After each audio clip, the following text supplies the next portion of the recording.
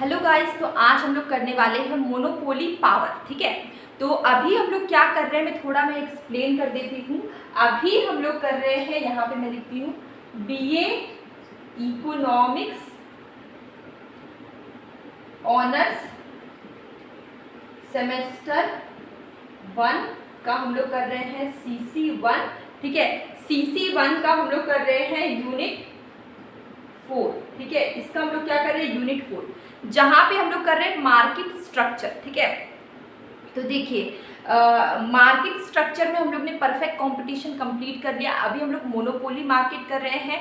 Monopoly market में भी काफ़ी टॉपिक्स हो गए हैं। कल हम लोग ने प्राइस डिस्क्रिमिनेशन के भी टॉपिक्स को कंप्लीट कर लिया। आज हम लोग स्टार्ट कर रहे हैं मोनोपोली पावर। ठीक है, तो ये जो मोनोपोली पावर है, मोनोपोली पावर क्या है। ठीक है, तो मोनोपोली हम लोग ने स्टार्टिंग में इंट्रोडक्शन वीडियो में देखा है। Mono stand for single, poly stand for seller. तो यहाँ पे सिंगल सेलर होता है, मतलब कि जो सेलर है वो सिंगल है, मतलब पावरफुल है, कोई कंपटीशन नहीं है यहाँ पे।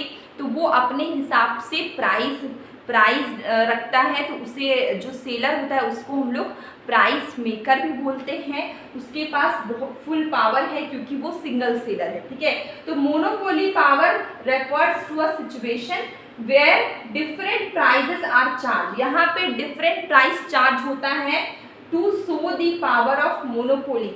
तो सिंगल सेलर है, वो अपनी पावर दिखाने के लिए वो अलग अलग इंसान से अलग अलग प्राइस चार्ज करता है। ठीक है, सपोज करिए ए आया, ठीक है, दो पर्सन है, दोनों से अलग अलग, मतलब अपने अकॉर्डिंग प्राइस चार्ज करता है क्योंकि वो वहाँ पे क्या है, मोनोपोली सिंगल सेलर है, तो वहाँ पे वो अपने अकॉर्डिंग प्राइस चार्ज करता है। ठीक है, अगर हम बात करें monopoly power, it is also said that the degree of monopoly which is controlled by monopoly situation। ठीक है, तो मोनोपोली पावर क्या बताता है, degree of monopoly which is जो कंट्रोल करता है मोनोपोली सिचुएशन को। ये जो मोनोपोली पावर है इसके 3 मेजरमेंट है।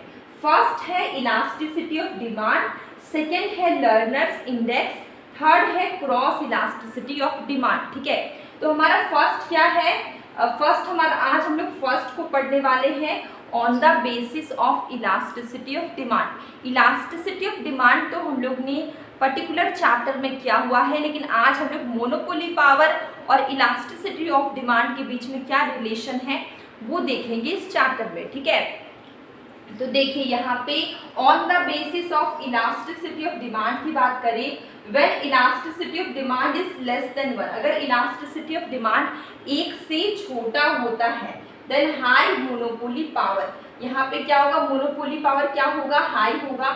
जब इलास्टिसिटी ऑफ डिमांड क्या है, इलास्टिसिटी ऑफ डिमांड यहाँ पे 1 से छोटा होगा।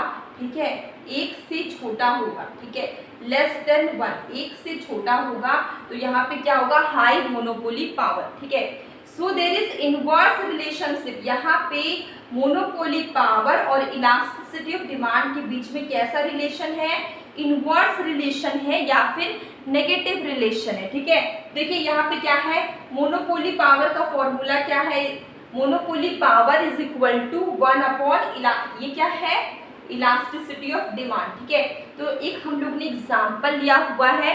Now suppose the price elasticity of demand, price elasticity of demand का वैल्यू क्या है, 0.25। ठीक है, मोनोपोली पावर हमें निकालना है, इसका फॉर्मूला क्या है, 1 अपॉन इलास्टिसिटी ऑफ डिमांड। तो इलास्टिसिटी ऑफ डिमांड का वैल्यू क्या गिवन है, यहाँ पे देखिए 0.25। अगर हम लोग इसको कट करेंगे तो 0.2 ऊपर आ जाएगा। ठीक है, और यहाँ पे क्या आएगा, 4 आएगा। ठीक है, तो 4 हमारा क्या आया, मोनोपोली पावर। अगर मोनोपोली पावर 4 है तो इलास्टिसिटी ऑफ डिमांड क्या है, 0.25 है।